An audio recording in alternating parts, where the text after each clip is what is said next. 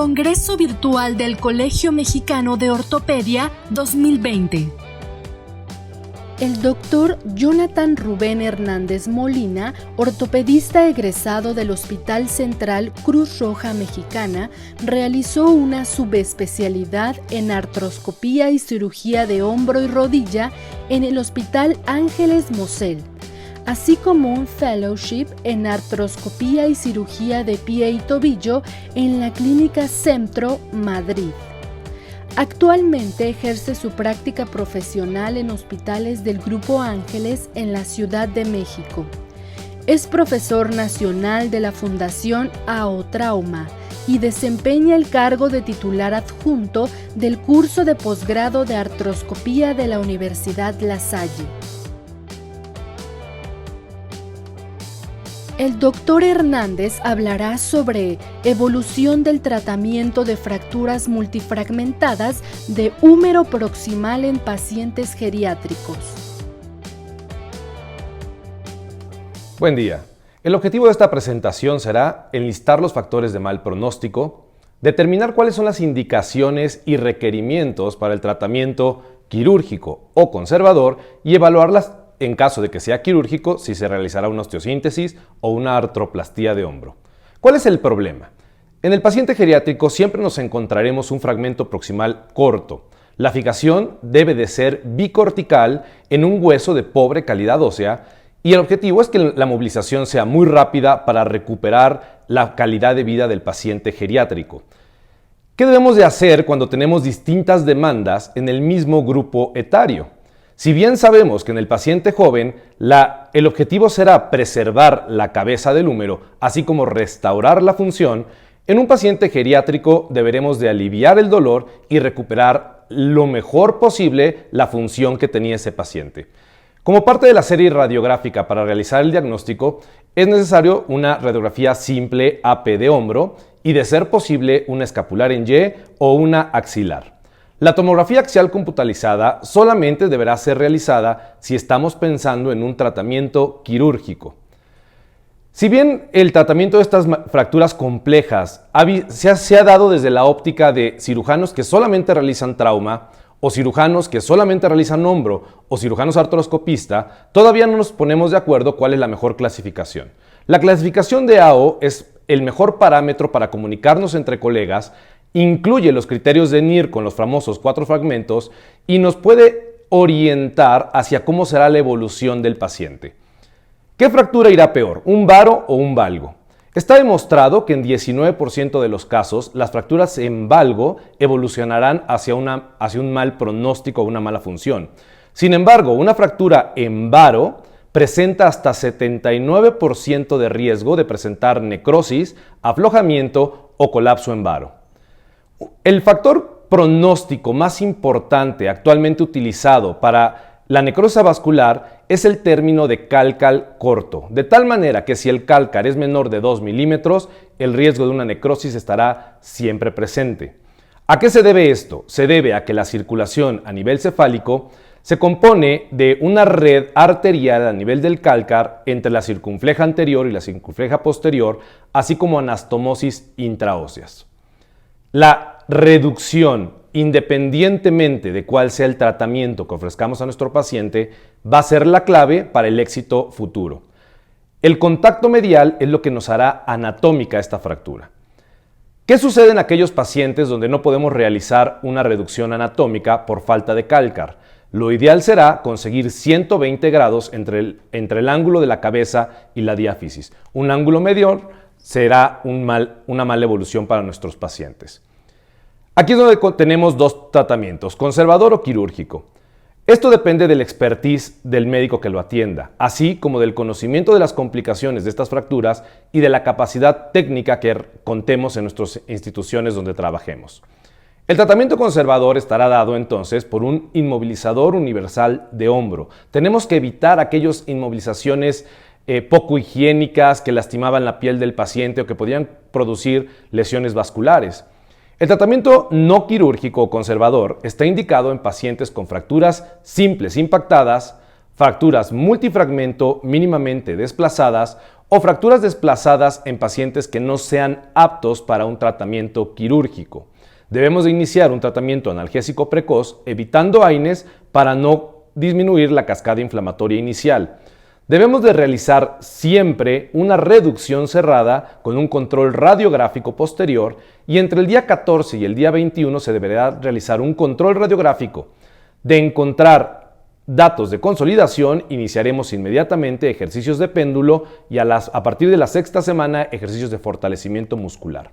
Como parte de las complicaciones, las cuales lo presentan absolutamente todos los pacientes manejados no quirúrgicamente, son pérdida del arco de movimiento, pinzamiento subacromial por ascenso del troquíter, consolidación en varo, acortamiento del húmero, una consolidación tardía o una pseudoartrosis que se presenta en 7% de estos pacientes. Y si el paciente tiene un índice tabáquico elevado, debemos de multiplicarlo por 5.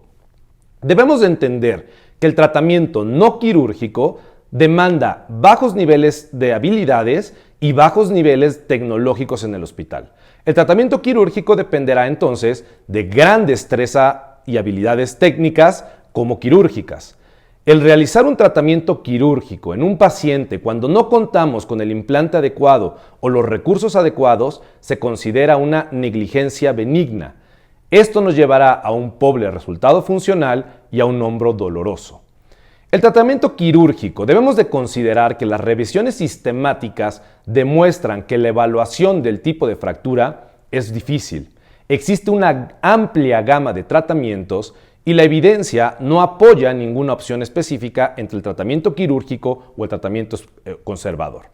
¿Qué sucede? La mayoría de los cirujanos estamos convencidos de conocer el tratamiento correcto. Las indicaciones quirúrgicas serán desplazamiento de las tuberosidades por más de 5 milímetros o 3 milímetros en pacientes geriátricos deportistas, fractura desplazada de la diáfisis de más de 1 centímetro, fractura angulada del cuello anatómico mayor a 45 grados o una fractura luxación. Si el paciente tiene una alta demanda y una buena calidad ósea, optaremos por una osteosíntesis. Si el paciente tiene una baja demanda y una pobre calidad ósea, optaremos por una artroplastía de hombro. Sin embargo, no debemos de confundirnos entre qué tipo de cirugía realizar primero.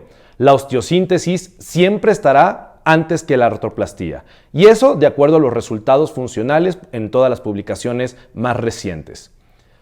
Los implantes pueden fallar. Está demostrado que el uso de clavillos Kirchner falla en un 27.3% de los casos.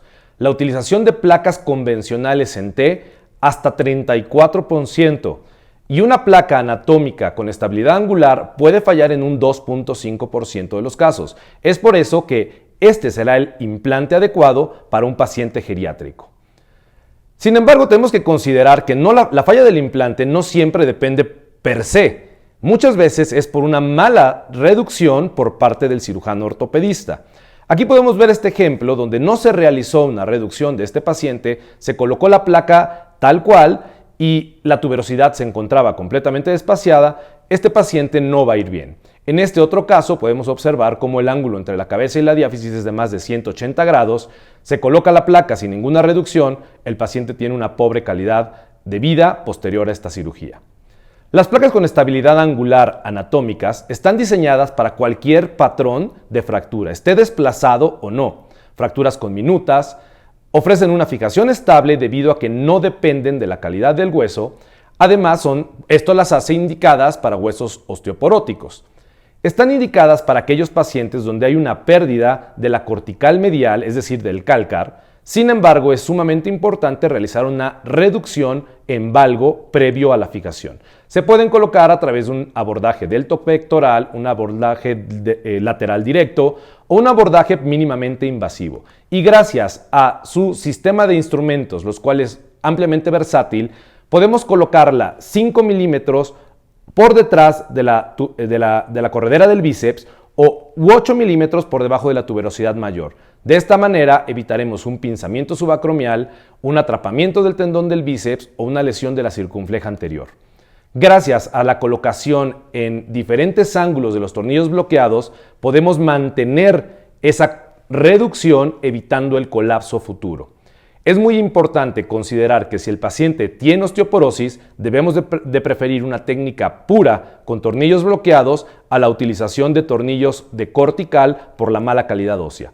En caso de que el paciente presente osteoporosis, deberemos siempre considerar una aumentación, ya sea con injerto autólogo, heterólogo, una cuña tricortical o cemento. La clave en la utilización de una placa anatómica bloqueada será el tornillo Alcalcar. Este tornillo tiene que ser largo, tiene que atravesar el trazo de fractura y será aquel que evite el colapso en varo posterior de la cirugía. ¿Cuándo vamos a decidir por una artroplastía? Pacientes con baja demanda física, osteoporosis, fracturas luxación en cuarto partes no reducibles, fracturas de la cabeza, compactación por más de 40% de la cabeza o una fractura que tenga más de 3 meses de evolución. El implante seleccionado y el implante que actualmente se utiliza es una prótesis reversa. Cada vez está en desuso la hemiartroplastía o la prótesis parcial.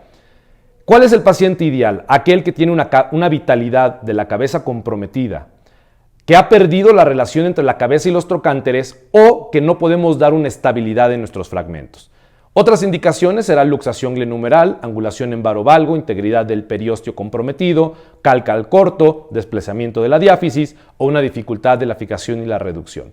En este caso, por ejemplo, cuando nosotros podemos tener una radiografía que la consideramos aceptable, sabemos perfectamente que nos tardamos mucho tiempo en cirugía o que incluso hicimos la reducción en nuestras manos, este paciente no irá bien. ¿Cuáles son las complicaciones de una prótesis reversa? Es una técnica altamente demandante, tiene altos costos, la durabilidad es cuestionable, está demostrado que a partir de los 6 años pueden empezar a tener cierto grado de aflojamiento y el pinzamiento glenoideo o notching nos llevará a una pérdida de la función de esta prótesis. La rehabilitación se realiza de manera inmediata, iniciando al día siguiente con movimientos pasivos y a partir de la 3ª semana se iniciarán movimientos activos y fortalecimiento. Para concluir, salvar la cabeza no es un problema del implante, sino es un problema de estabilidad. Debemos de fijar siempre las tuberosidades y hacer una adecuada reducción del cálcar. El tratamiento no quirúrgico continúa siendo válido para casi todas las fracturas. Debemos determinar el patrón de fractura y así poder seleccionar al tipo de paciente indicado. La osteosíntesis de húmero proximal es técnicamente demandante y la artroplastía de hombro se reservará para pacientes con más de 4 fragmentos con condiciones específicas. Agradezco mucho su atención. Buen día.